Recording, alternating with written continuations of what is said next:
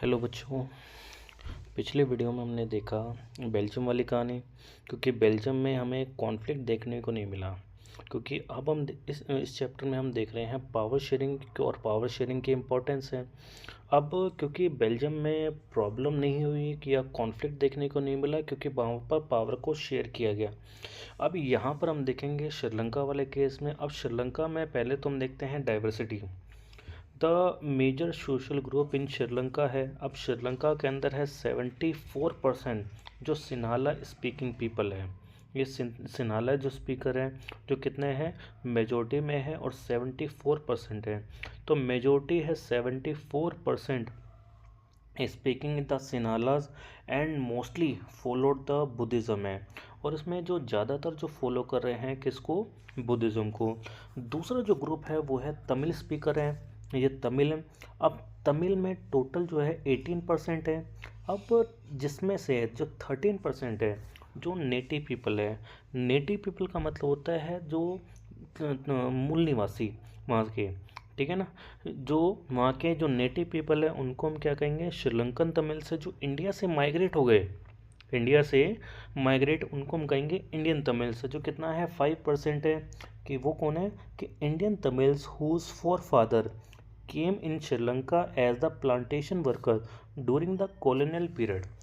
अब colonial period क्या होता है कि कॉलोनियल पीरियड एक ऐसा समय है जब दूसरी कंट्री, ठीक है ना, क्या सोशल पॉलिटिकल इकोनॉमिकल तरीके से उस पर रूल करती है, कब्जा करती है, ठीक है ना। तो उसको कहेंगे कॉलोनियल पीरियड है, ठीक है ना। जब तक किसी दूसरी पावर या शक्ति या कंट्री का उस पर कब्जा रहता है। तो colonial period settle there, they are mostly Hindus and Muslims हैं। और उसमें से भी जो तमिल है इसमें हिंदू भी है और मुस्लिम भी। और जो 7% है वो क्रिश्चियंस हैं, जो क्या है दोनों लैंग्वेज बोलते हैं। तो ये तो होगी जो डाइवर्सिटी है। अब श्रीलंका में जो प्रॉब्लम है वो क्रिएट होती है, क्यों? क्योंकि यहाँ पर बनती है मेजोरिटी बेस्ड गवर्नमेंट है। अब मेजोरिटी बेस्ड गवर्नमेंट क्या होती है, मेजोरिटी बेस्ड गवर्नमेंट होती है कि जिनकी संख्या ज़्यादा है उनके हिसाब से जब चीज़ें होती हैं, या जो मेजोरिटी कम्युनिटी है माइनॉरिटी के ऊपर है डोमिनेट करती है, जिसको हम क्या कहते हैं, मेजोरिटेरियनिज्म या मेजोरिटी, ठीक है। अब श्रीलंका में प्रॉब्लम कैसे क्रिएट हुई, श्रीलंका में जो प्रॉब्लम क्रिएट होने के लिए तो क्या क्या कारण थे जिसमें हम देखेंगे कि पॉलिसी ऑफ द मेजोरिटेरियनिज्म इन श्रीलंका। अब जैसे ही श्रीलंका है इंडिपेंडेंट होता है, श्रीलंका का जो अर्लियर नाम था वो था सियोल। अब ये जो आज़ाद होता है कब, 1948 में। तो श्रीलंका जो सिनाला कम्युनिटी एडोप्टेड द मेजोरिटेरियनिज्म इन श्रीलंका।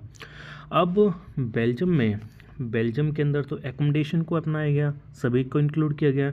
वहीं दूसरी तरफ है श्रीलंका में मेजोरिटी के बेसिस पर गवर्नमेंट को फॉर्म किया गया और इन्होंने डोमिनेंस किया गया फोर्सफुली, सिक्योर है dominance over government and forced their will on the other community है। यानी कि बताया मेजोरिटेरियनिज्म क्या होता है, जिनकी संख्या ज़्यादा है और जिनकी संख्या कम है। जिनकी संख्या ज़्यादा है उनको कहेंगे मेजॉरिटी, जिनकी संख्या कम है उनको कहेंगे माइनॉरिटी। तो जिनकी संख्या ज़्यादा है जिनकी संख्या कम है उनके ऊपर वो डोमिनेट कर रहेंगे, ठीक है ना। तो यही चीज़ है श्रीलंका में हुई कि उन्होंने क्या किया, they adopted a series of measures establish the Sinhala supremacy. Sinhala जो है वो कितना है 74%, सिनाला है वो कितने हैं 74%, तमिल है 18%। अब 18 में भी वो 13 और 5 है, 13 हो जाएंगे श्रीलंकन तमिल्स, 5 हो जाएंगे इंडियन तमिल्स हैं। और जैसे ये इस्टेब्लिश होता है सिनाला सुप्रीमेसी, और उसके बाद में एक 1956 में एक्ट पास होता है, ठीक है ना। इस एक्ट के अकॉर्डिंग सिनालास को ऑफिशियल जो लैंग्वेज है वो रिकॉग्नाइज किया जाता है। यही जो मेन प्रॉब्लम थी जिसकी वजह से आगे जाके कॉन्फ्लिक्ट हुआ कि 1956 में जो एक्ट पास हुआ जिसमें सिनालास को ऑफिशियल जो लैंग्वेज है वो रिकॉग्नाइज किया गया और जिसमें तमिल को वो इम्पोर्टेंस है वो नहीं मिला।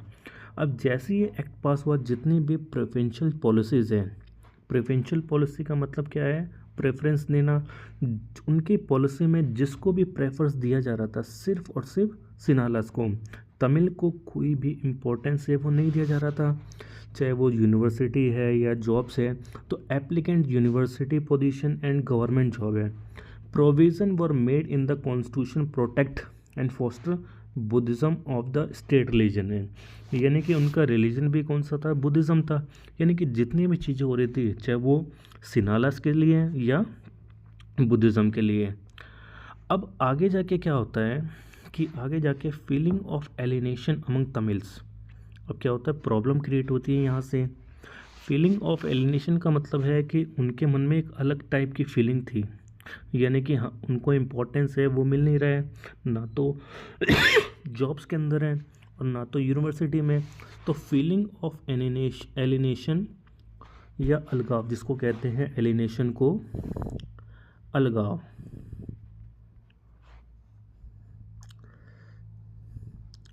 अलगाव।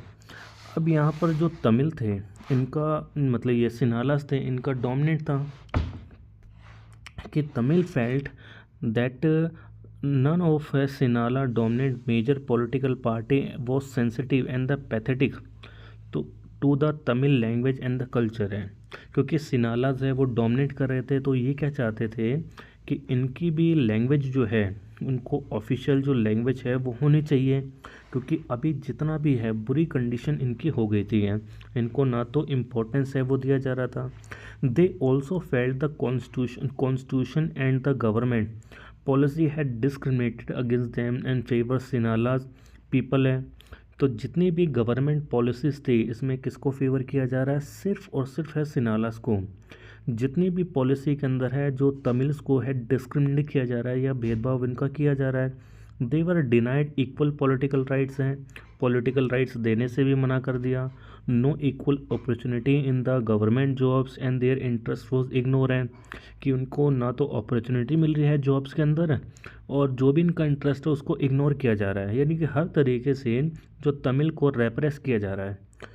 Government was the practising religion discrimination है, रिलीजन पर्सपेक्टिव में भी उनके साथ डिस्क्रिमिनेशन हो रहा है। तो दिस फीलिंग एलिनेशन है strain relation between the Sinhalas and Tamils हैं, यानी कि सिन्हाला और तमिल के बीच में है जो प्रॉब्लम है वो क्रिएट हो जाती है आगे जाके बहुत ज़्यादा। अब ये जो प्रॉब्लम क्रिएट हुई है इसके परिणाम कॉन्सिक्वेंसेस ऑफ द मेजिटेरियनिज्म है। अब कॉन्सिक्वेंसेस का मतलब था इसका रिजल्ट है, इसके क्या परिणाम होते हैं कि जो तमिल्स हैं आगे जाके अपने कई सारे जो ऑर्गेनाइजेशन उनको लॉन्च करते हैं, तो recognize of Tamil as a official जो लैंग्वेज है, ठीक है ना। और क्या डिमांड करते हैं, अब यहाँ पर इसके जो डिमांड है, क्या क्या डिमांड है कि वो चाहते हैं कि जैसा कि सिन्हालास को ऑफिशियल जो लैंग्वेज है वो रिकॉग्नाइज़ किया गया है, उसी तरीके से जो तमिल को भी ऑफिशियल जो लैंग्वेज है वो रिकॉग्नाइज किया जाना चाहिए। दूसरा है इक्वल अपॉर्चुनिटीज़ है।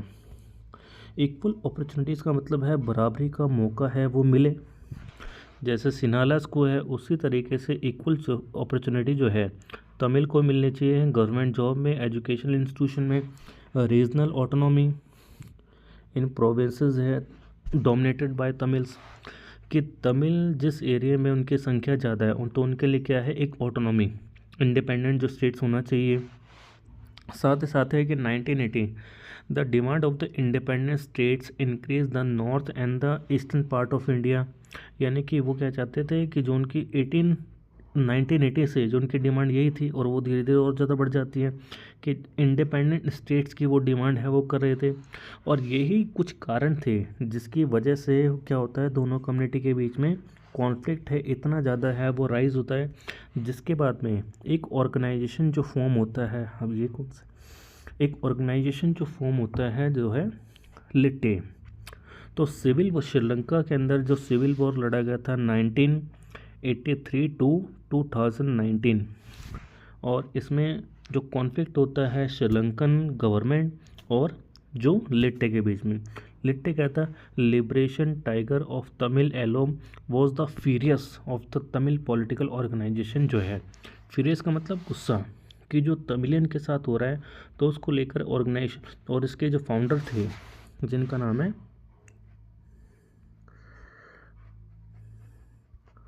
प्रभाकरन, वेल्लुप्लाई प्रभाकरन, ठीक है ना, जो फाउंडर थे लिट्टे के। आगे जाके है जो सिविल वॉर होता है जिसमें बड़ी संख्या में लोग मारे जाते हैं दोनों कम्युनिटी के, और जिसकी वजह से है many left the country as a refugee and many lost their livelihood, है कि बहुत सारे लोग अपने घर छोड़ देते हैं, कंट्री छोड़ देते हैं और एज ए रेफ्यूजी की तरह अपना जीवन व्यतीत करते हैं। The war prove the terrible setback of the social culture economic life है, और इस सिविल वॉर ने सोशल कल्चर और इकोनॉमिक लाइफ में बहुत बुरा असर हमें देखने को मिलता है। और इसका जो एंड है सिविल वॉर का एंड 2009 के अंदर होता है, जिसमें प्रभाकरन की जो डेथ होती है, ये इनको मारा जाता है। तो इस तरीके से श्रीलंका के अंदर है जो प्रॉब्लम क्रिएट होती है। क्यों? क्योंकि यहाँ पर है श्रीलंका और तमिल जो लोग हैं इनके बीच में कॉन्फ्लिक्ट है, क्योंकि मेजोरिटी के बेसिस पर जो गवर्नमेंट बनाई गई थी यही सबसे बड़ी जो समस्या थी, जिसकी वजह से आगे जाके सिविल वॉर होता है और बड़ी संख्या में जो लोग हैं वो मारे जाते हैं। तो फर्स्ट जो एग्जाम्पल था वो है बेल्जियम का, जहाँ पर प्रॉब्लम क्रिएट नहीं हुई। वहीं दूसरे एग्जाम्पल में क्या है, ठीक है ना, जो ये श्रीलंका वाला, यहाँ पर प्रॉब्लम क्रिएट हुई क्योंकि उन्होंने मेजोरिटी के बेसिस पर गवर्नमेंट फॉर्म किया गया और तमिल्स को वो इम्पोर्टेंस है वो नहीं दी, जिसकी वजह से आगे जाके उन्होंने ऑर्गेनाइजेशन बनाए और इसी ऑर्गेनाइजेशन की वजह से बड़ी संख्या में जो लोग मारे गए श्रीलंका के अंदर, ठीक है। तो नेक्स्ट हम देखेंगे पावर शेयरिंग की जो इम्पोर्टेंस, डिज़ायरेबल और